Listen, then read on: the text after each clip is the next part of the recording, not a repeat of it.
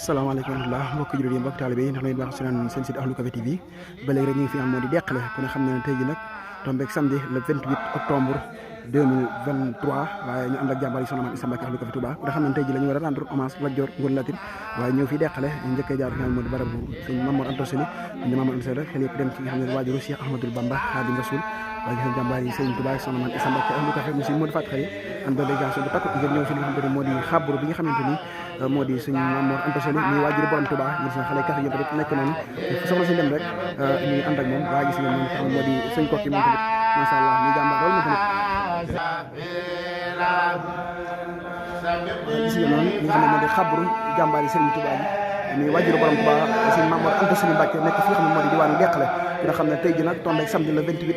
octobre 2023 ñu nekk fi nga xam ne moo di Deqale ñu rendre hommage ki nga xam ne moo di Lat Joor Ngoone Latyr waaye ñu ne balaa ñu yegg foofu rek ñu yegg fi nga xam ne moo di xabru sëñ jàmbaar ji waajuram muy Mamour Anta Sali gis ngeen noonu xale kafe gi nekk noonu tamit dëkk bi nga xam ne moo di xasida Cheikh Ahmadou Bamba Khadim Rasoul waaye ñu ànd ak soxna Maam Issa Mbacké Ahlu Café dëggum sëriñ moo defaat xëy waaye indi Cheikh Massamba ñu jàmbaar lool gis ngeen ko mu ànd ak mbooleem soxna yi buñ fi limee soxna Aïda Mbacké ñun si ñun suñu baara waaye nag buñ limee ki nga xamante ne moo di suñu jàmbaar yi soxna Maam Jaara Mbacké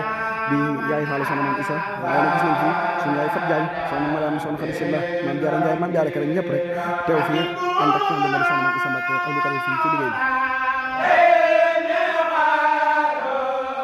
sang bu tedd bi moom sax su day wane yoon ñëw na ci barab bi waaye yor xasida Cheikh Ahmadou Bamba Khadim Rasoul ñi nga xamante ni tey jii barab waajuram lañu ne fi nga xamante ne moo di diwaanu Deqale ñu fa jóge incha allah rabbi doo ko dem fi nga xamante ni moo ngi rendre hommage Lat Joor Ngoone Latyr waaye ñu ngi ci barab moom la indi sëriñ yi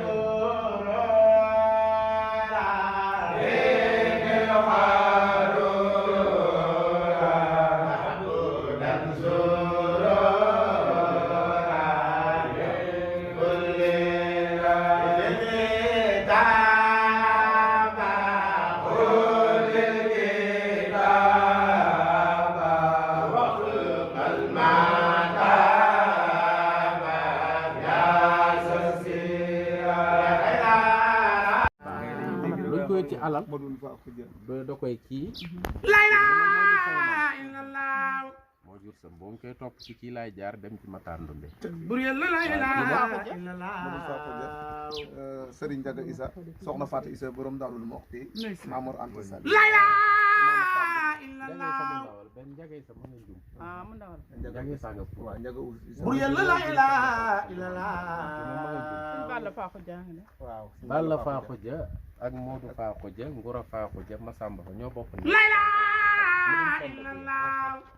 moom ma nga kokki ma nga kokki waaw kii moom moo turmal bur yàlla la ilaha illallah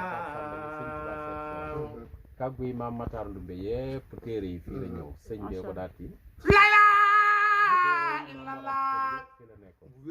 moom Mamour Anta Sali moo tax bi mu wàccee liggéey dénkoon na nañ ko yóbbu bur yàlla la ilaha illallah yi ngeen gis ni itam jamono yi nga xamante ne nii bur yàlla la ilaha buy seen doom yi lañ jëlee ca teenu Maam Jaara jëmbat ko muy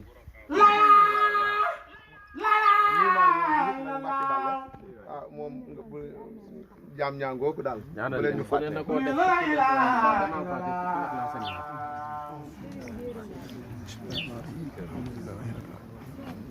def la ilaha mbokk taalibe yi ba léegi rek ñu ngi fi moo di Deqale ci buntu barab bi nga xamante ni moo di am na li nga xamante ni moo di sëñ Mamour Anta Sali